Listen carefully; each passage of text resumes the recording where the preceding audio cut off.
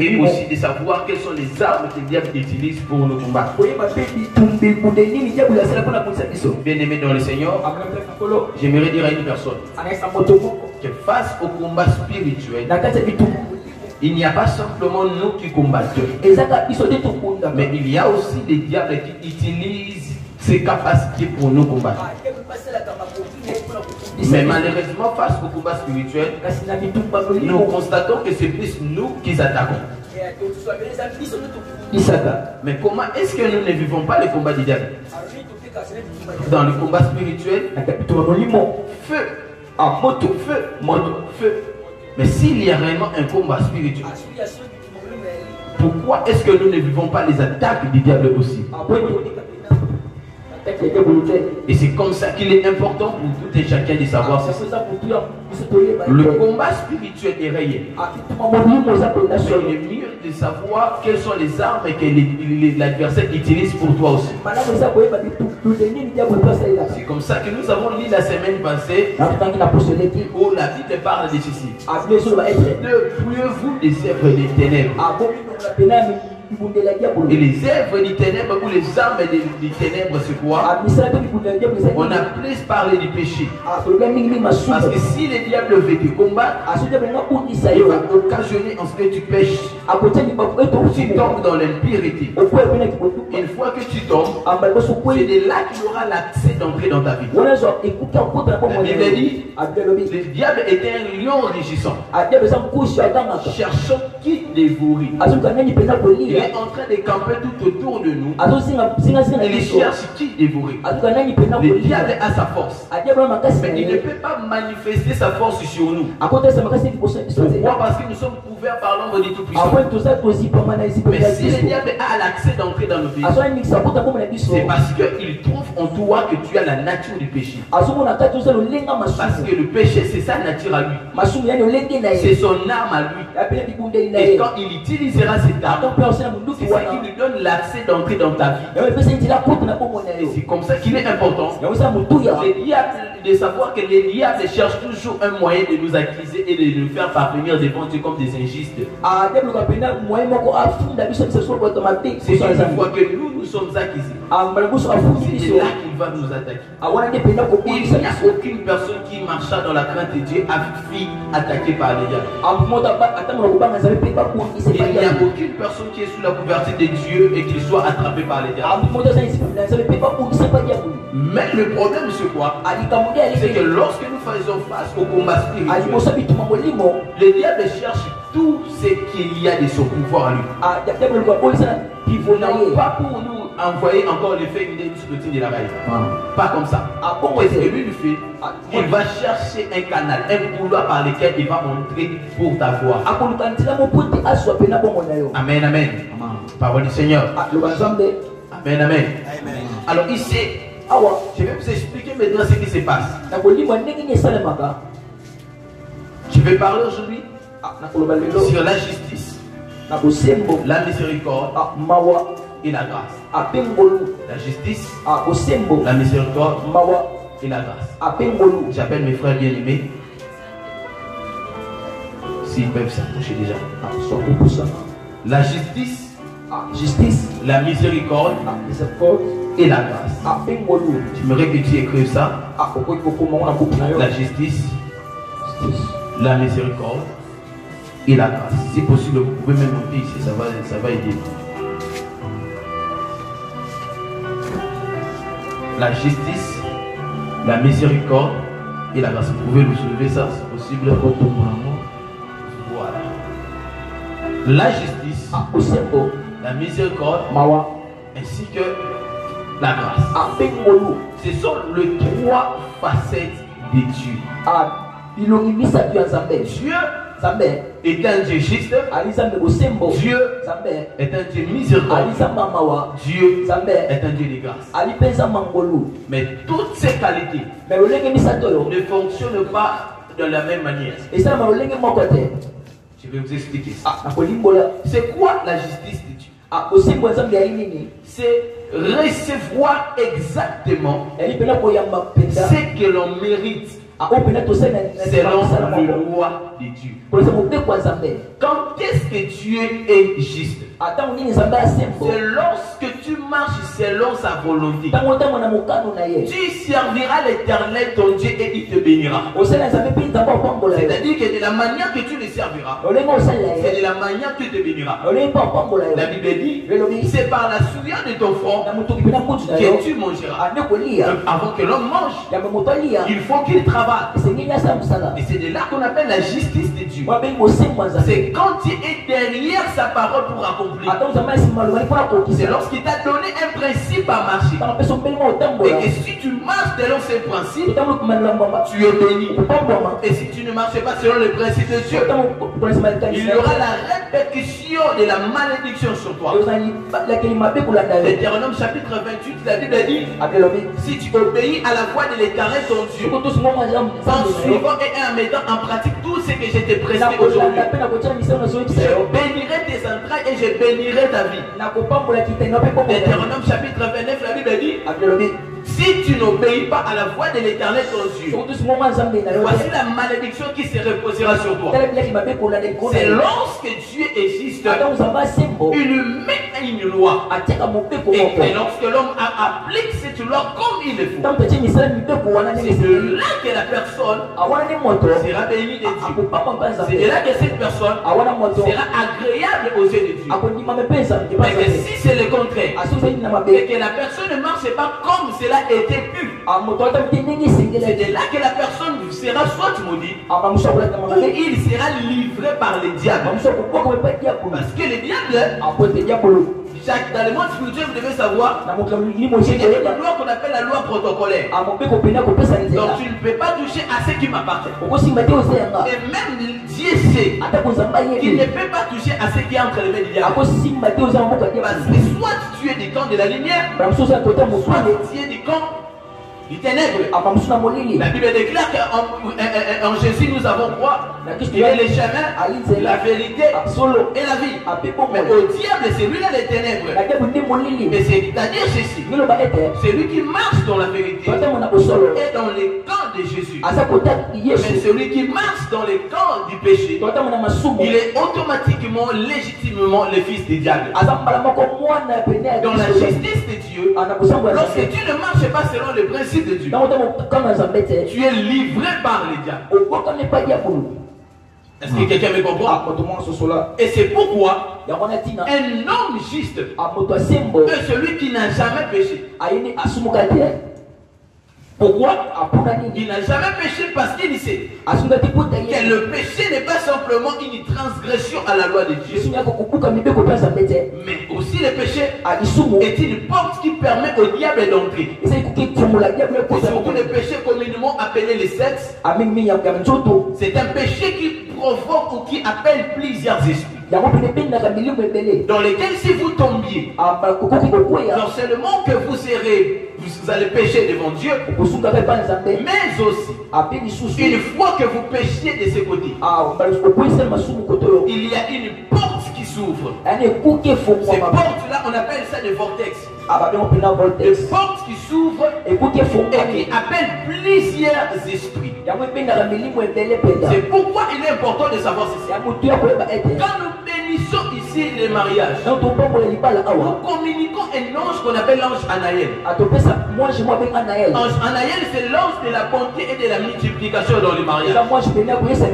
Mais au contraire, si votre relation n'est pas centrée dans le mariage, c'est de là que les esprits vont s'ouvrir. Les démons seront provoqués. Parce qu'à ce que vous ne savez pas, et que chaque homme libère des énergies après chaque action sexuelle. Ce sont ces énergies-là qui provoquent des enfants. Et si cette énergie n'a pas provoqué un enfant, cette énergie ne part pas en vain.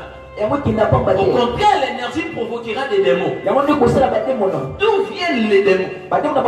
Les démons ne sont pas des êtres créés par le diable, non. Ce sont des énergies des hommes qui ont utilisé cela, soit par la masturbation, soit en étant dans une relation sexuelle avec une femme qui n'a pas épousé, et en étant dans une relation sexuelle avec une femme, un homme qui n'a pas épousé. Et lorsqu'il y a un rapport sexuel s'est fait, et directement, l'homme libère les énergies. Il y a des démons qu'on appelle les démons Newscanskol. Ils viennent et ils prennent ces énergies-là. Ils utilisent ça pour emporter dans le monde de la mer. Dans le monde de la mer, précisément dans une planète qu'on appelle Tartaris. Et lorsqu'ils vont l'emporter là, c'est de là qu'il y a toute une marché des énergies spirituelles. On vend les âmes, on achète les étoiles, et puis on achète ce qu'on appelle quoi? Les énergies.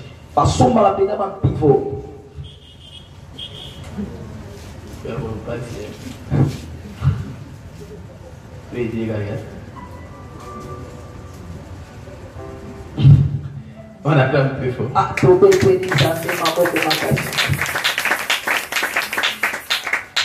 Alors, et c'est pourquoi, bien aimé dans le Seigneur, il est important de savoir ceci, que lorsque l'homme s'est livré à l'impudicité, il y a une réalité qui se passe. La justice de Dieu. Il faut savoir que Dieu n'est pas simplement juste pour les chrétiens. Il est juste aussi dans sa parole. Soit tu marches dans sa voie, tu es son enfant. Soit tu ne marches pas dans sa voie, tu es du camp du diable. Pourquoi est-ce que Dieu ne peut pas arrêter le démon de voler tes énergies?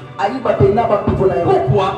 Parce que lorsque tu as commis le péché, tu as donné l'accès ou l'accord d'être appelé enfant du diable. C'est pourquoi le diable est capable de faire tout ce qu'il veut pour toi.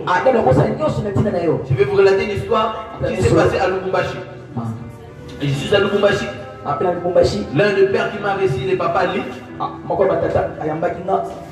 Le papa Lick me relate une histoire. Il me conseille toute une nuit. Il m'a dit, il y a un grand pasteur, tu vois l'église au côté là. J'ai dit oui. Son pasteur est mort. Pourquoi? Voilà ce qui s'est passé.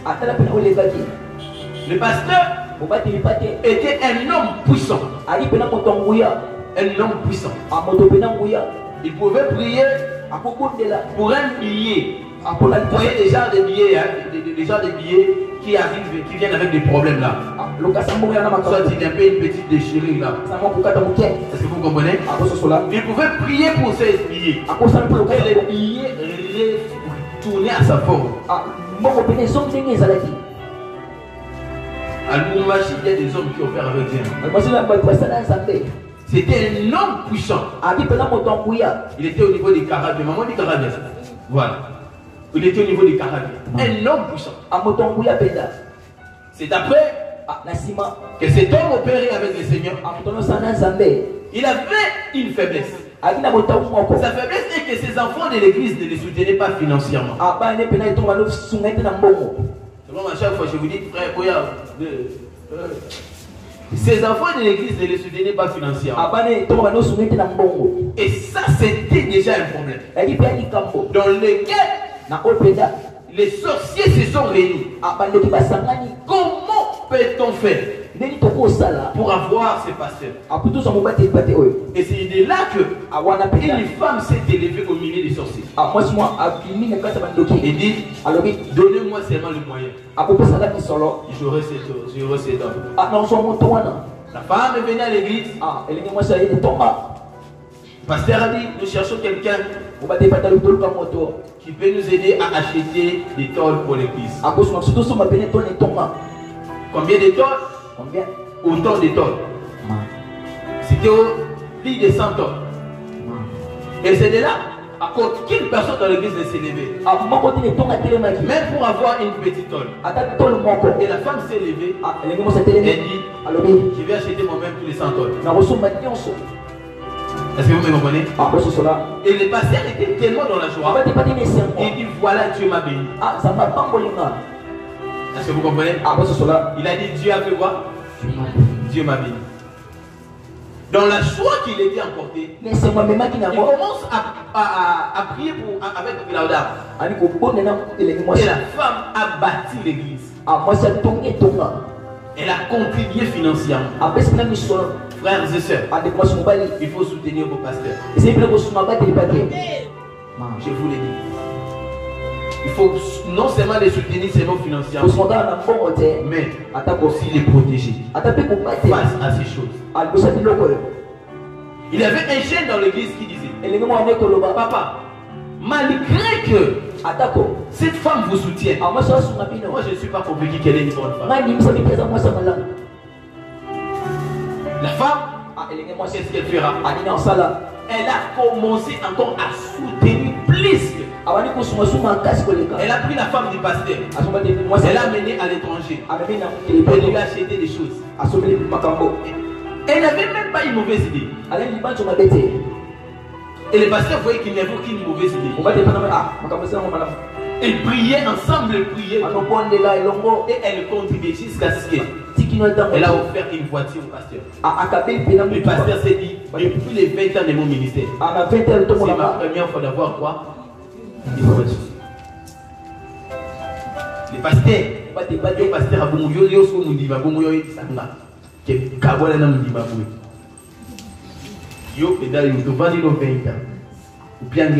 tu m'as rien donné. Et là tu reviens vers moi, tu me dis c'est un sorcier, c'est une sorcière. Les pasteurs, sa faiblesse était juste là. C'est pourquoi même dans les pasteurs, quand vous êtes en train de travailler avec votre pasteur, il est important de connaître sa faiblesse. Ce n'est pas pour en profiter, mais c'est pour les sécuriser. Et c'était là, le pasteur, un jour dans une nuit de prière, ils ont prié de 3 heures, de 23 heures à 3 heures. Le pasteur était fatigué, la maman pasteur aussi fatiguée. La maman pasteur a dit non, moi je vais aller dormir. La maman pasteur est allée dormir. Le pasteur était en train d'exhorter sa fille. Exhorter sa fille, marcher dans la crainte de Dieu. Le pasteur s'est levé pour aller. Il dit à sa femme, il dit à la femme, je vais aller dormir. Et lorsque le pasteur s'est levé, la maman, la femme là en question, s'est déshabillée. Or, à l'intérieur, la femme était déjà nue. Écoutez attentivement cette histoire. L'ancien, écoute très attentivement cette histoire. Or, à l'intérieur, elle était complètement nue. C'est une chose réelle qui s'est passée avec frères et sœurs, lorsque cette réalité s'est passée, lorsque cela s'est passé, l'homme voulait fuir à la porte et la femme lui dit, si tu essaies seulement de fuir, non seulement je vais crier que tu es en train de me violer, mais aussi je te soutiendrai de la vie.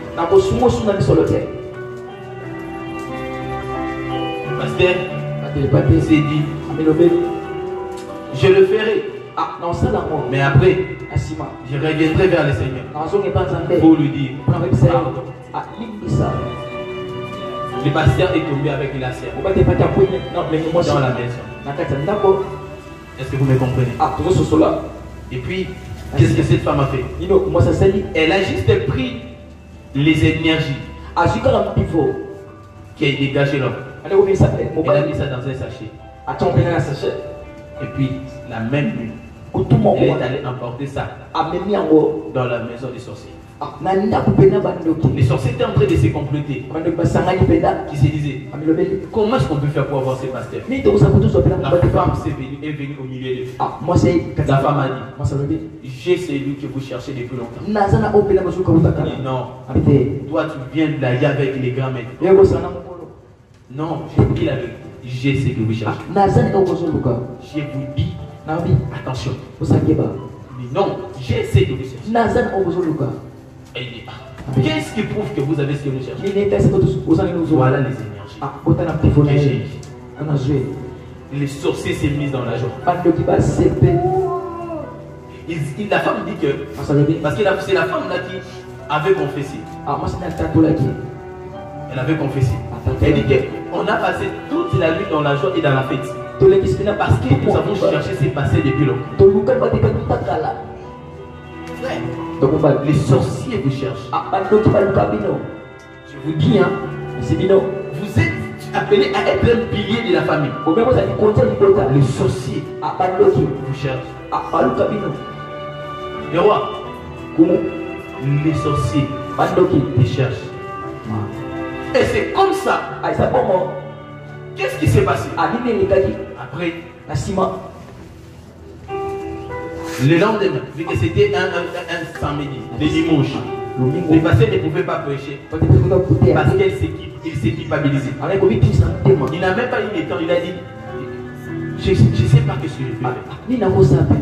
Il est venu, il s'est assis à sa porte, il s'est assis ici sur sa chaise.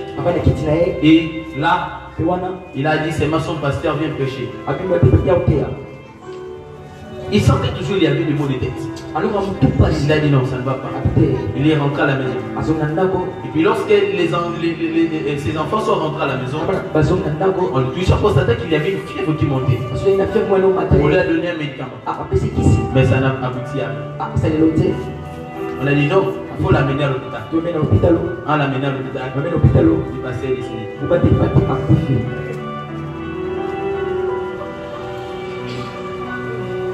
Lorsque le diable est levé, peu importe le prix que tu as payé, tu seras pris. Une fois que tu tombes, Samson était un homme qui terrassait ses adversaires. Mais une fois que les cheveux lui ont été coupés, c'est de là qu'il a perdu la force. Le diable n'a pas besoin que tu pèses des infos. Que tu tombes 3 fois, que tu tombes 4 fois. Une seule fois suffit. Pour que tu perdes tout.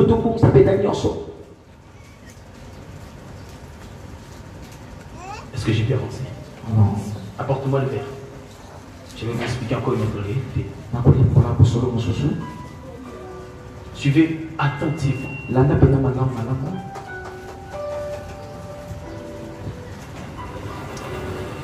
Suivez-moi attentivement. Voilà une démonstration qui s'est faite. Dis pour moi, Seigneur Jésus, délivre-moi du péché. Encore une fois, Seigneur Jésus, délivre-moi du péché. Regardez le tas de ces verres qui se présentent devant nous. Oui. Regardez l'état de ces verres qui se présentent devant nous. Tous ces verres sont vierges. C'est l'état des hommes et de certaines femmes. Non. Est-ce que vous savez que l'état de la virginité, c'est l'état par lequel Dieu et même le monde des esprits te trouvent innocent. Ils ne peuvent pas te toucher sans raison. On va lire quelques versets bibliques. Est-ce que vous me permettez? Est-ce que vous me permettez? Genèse chapitre 8, le verset 22. La Bible dit, tant que la terre subsistera, les semailles et la moisson, le froid et la chaleur, l'hiver et la nuit ne cesseront point. Tant que la terre subsistera. existera. La loi des semailles et de la moisson existera toujours. Quand on dit la loi du sémail et de la moisson, c'est une loi qui dit ceci. C'est ce que tu sèmes, c'est ce que tu moissonnes. C'est ça qu'on appelle la justice de Dieu. Dieu te traite comme il le faut. Vu que c'est un Dieu juste. Tu viens à l'église, tu ne marches pas dans la sanctification. Tu as un passé. Tu as un passé où tu avais offensé quelqu'un. Même si tu viens à l'église, dans les temps qui arrivent, tu récolteras ce que tu as semé. Dans le monde spirituel, on appelle ça la loi du karma et du dharma. La loi de tous ces pays ici. Proverbe 26, verset 10. Comme l'oiseau s'échappe, comme l'hirondelle s'envole, ainsi la malédiction sans cause n'a point d'effet. La malédiction sans cause n'a pas. La malédiction sans cause n'a pas. La malédiction avec cause a.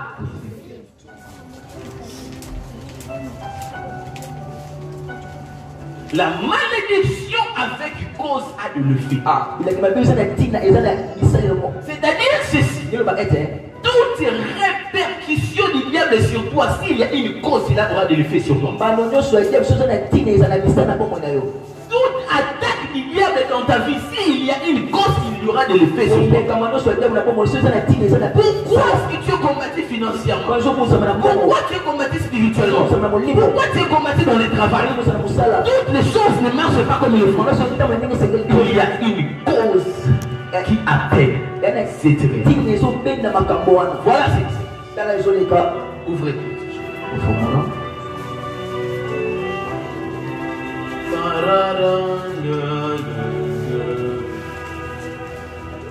Et regarde.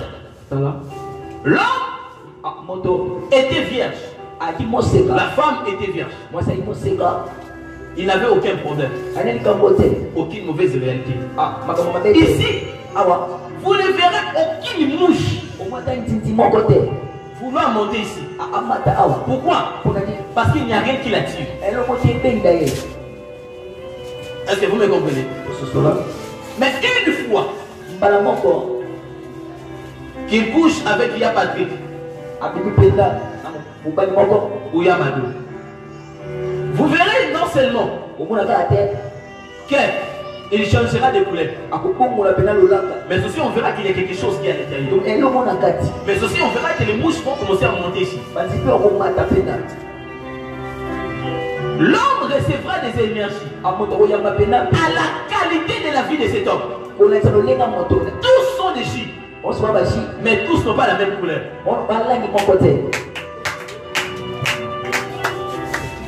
Nous sommes des hommes, mais tous nous n'avons pas le même esprit. Tous nous n'avons pas la même réalité. Quand tu couches avec une femme, sache que tu porteras la vie de cette femme.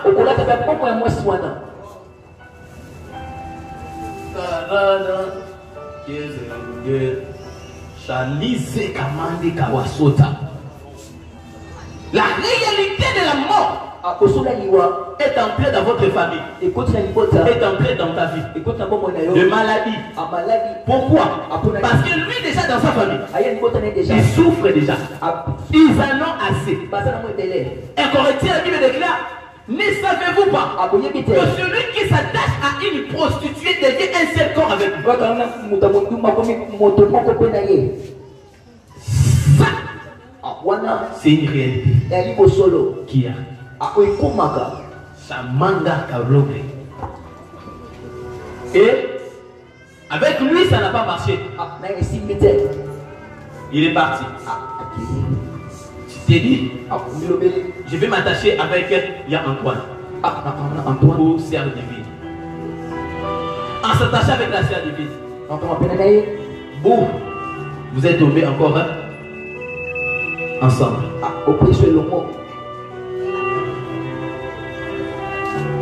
Qui est en train de remarquer ce qui est en train de se passer ici? Non seulement qu'il avait des problèmes. Toi, tu avais déjà des problèmes. Tu as encore fait quoi? Et regardez.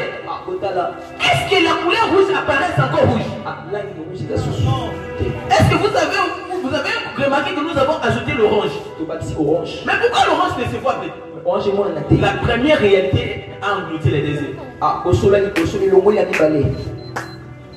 La vie de l'homme s'est compliquée. On ne sait plus quelle couleur. Quelle couleur? Quelle vie? Mélange des esprits. Ça, ce n'est pas encore une grande réalité. Vous allez comprendre. Il dit non, avec lui, ça n'a pas marché. Il continue encore avec Yakutino. Non, lui, c'est un homme qui craint Dieu. Je m'attache avec Yakutino ou Blandine. Il couche encore avec Blandine. Est-ce que vous avez remarqué que nous avons mis les jaunes ici? Mais pourquoi est-ce que les couleurs ne changent toujours pas? Parfois, les jaunes devraient être celui qui devrait t'apporter une élévation. Mais c'est qu'il est entré avec toi.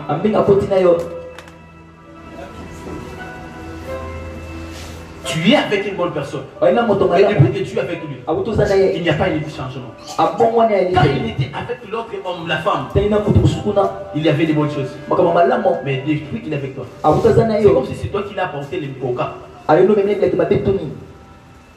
maintenant.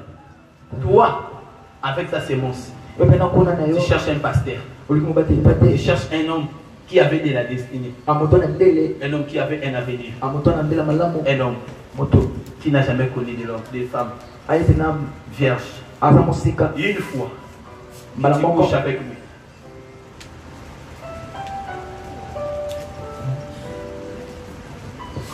On se partage, hein, pour les esprits. Moi, je n'ai pas participé à ton péché. Mais une fois, entrer en contact avec toi, on se partage. C'est comme ça que les démons se créent.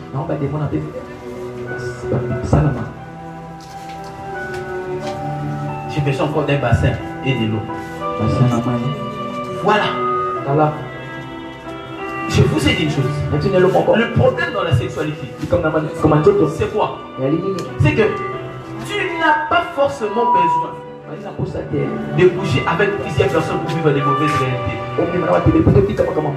Ce n'est pas une question de la pluie.